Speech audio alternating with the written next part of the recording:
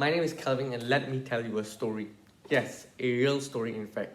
Almost 2 centuries ago, there lived a Roman emperor by the name of Marcus Aurelius. Yes, Marcus Aurelius. I'm sure some of you might have heard his name before, some of you might have not heard his name before. It's okay.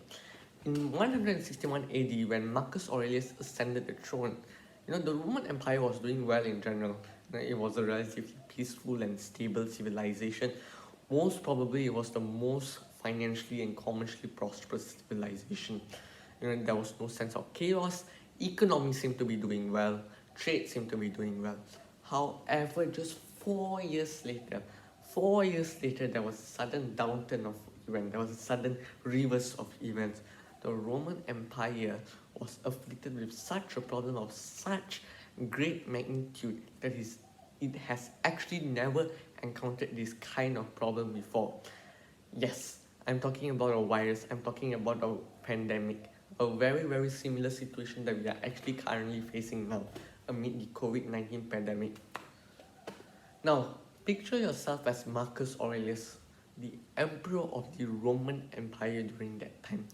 Almost 2,000 people a day were losing their lives due to this viral outbreak. You have no idea what this virus is. You have no idea what this disease is that is actually killing people and ravaging all villages and towns in your empire. In some villages, even one half of the population were being wiped out by this mysterious unknown disease. Praying or making sacrifices to the Roman god of Apollo wasn't really going to change anything. How would you, as Marcus Aurelius, or as a civilian, respond to this kind of situation 2 centuries ago? Similarly, how would you currently, as a civilian, respond to this kind of situation that we are currently facing now, the COVID-19 pandemic? Now, Marcus Aurelius, during that time, wrote a book known as the Meditations. The reason why I'm talking about meditations is that Marcus Aurelius explained how he applied Stoicism. Stoicism, this 5,000-year-old philosophy that dates back to the Greeks in 3rd century BC. How he is able to use this philosophy, which is so simple yet so life-changing, to encounter these kinds of situations, or how we can use this to cope with the pandemic itself. And I'm going to talk about how three underlying principles of Stoicism can really help you. The first principle I want to talk to you about is known as the dichotomy of control. In essence, what the dichotomy of control is all about is that everything in life can be categorized into two things, and two things only: what you are able to control and what you are not able to control. It's very, very simple. We as individuals might not be able to control the outcome of this pandemic, but we are able to control how we respond to this pandemic. In fact, the first thing Marcus Aurelius said to his people during this pandemic was, remain calm. Bear in mind, all of this has happened before and all of this will happen again. The same plot from the beginning to the end. Yes, I understand. We did not want the COVID-19 pandemic to occur. We did not want countless of lives to be lost. We did not want millions to be infected. We did not want millions to be losing their job. However, it is what it is. And keep in mind, we are not the only ones that are facing this problem. Past civilizations have already experienced this problem. Like what I'm talking to you about is Marcus Aurelius' Roman Empire during that time.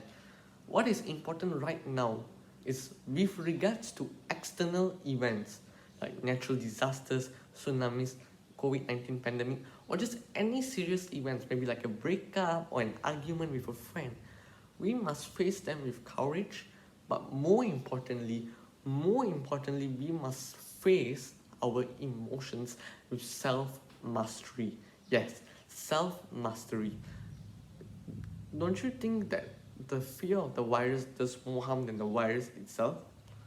I think that's so, because we do not want to be afflicted with mental problems like depression, anxiety, fear for months during this pandemic.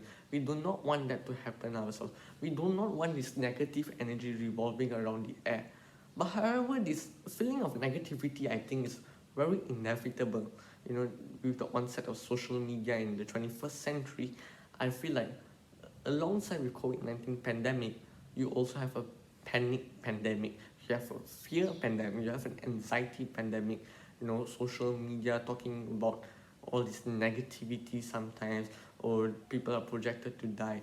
I'm sure it really has some effect with our mental health and how we think about this COVID-19 pandemic itself. And actually, this comes to my second point, turning an obstacle into opportunity. Why don't you use this time for self reflection?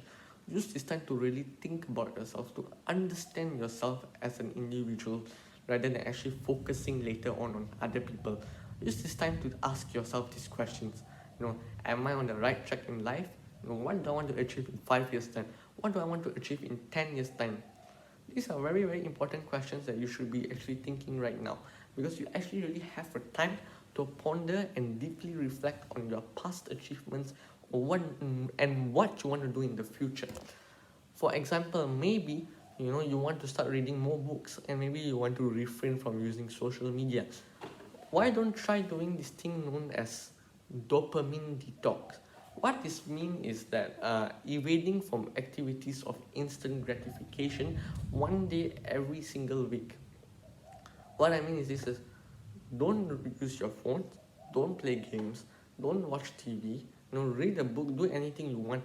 Take this time to really think about yourself. Trust me, it has really worked on me. I've been trying this every Sunday right now. It actually made me ask more about myself, and I'm actually more productive, in fact.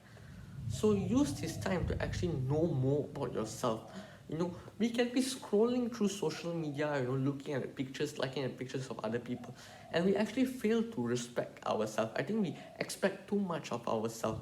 So what is important now is, how do we expect other people to respect us if we can't acknowledge ourselves, if we cannot respect ourselves in the first place? And this comes to my actually third point, which is also using this opportunity to actually help other people in need. Marcus Aurelius said that Stoicism, one of the key features of Stoicism, is all about interconnectedness. Even Aristotle said we humans are actually social creatures. Think about it. I and you, in fact, might have shelter, clothes, food, but think about what we can do to contribute to help underprivileged, more vulnerable areas of the society. For example, in my school, we had a remarkable fundraising program where we raised roughly 58,000 ringgit, or 13,500 US dollars. And the thing is, what we can learn from this is, it doesn't have to be $100, it doesn't have to be $10. Give a very, very small donation to show that you are actually thinking about people. Okay, because in the end, no act of kindness, no matter how small it is ever wasted. The thing is, wealth is actually not in terms of material wealth, it's about spiritual wealth. It's not about how much you have, but it's about how much you give. What can you do to help other areas of society, the people who are more in need now? So in essence, Stoicism is all about three things, which is it's actually a lot, but the three things I really want to talk about is, firstly, use this time to think about what you can control and what you cannot control. There's no point of condemning this virus. Secondly, turn obstacles into opportunity. Third thing, use this time to also help others who are in need. These are the things that will actually empower you as human beings, and trust me, it has all worked before. Thank you.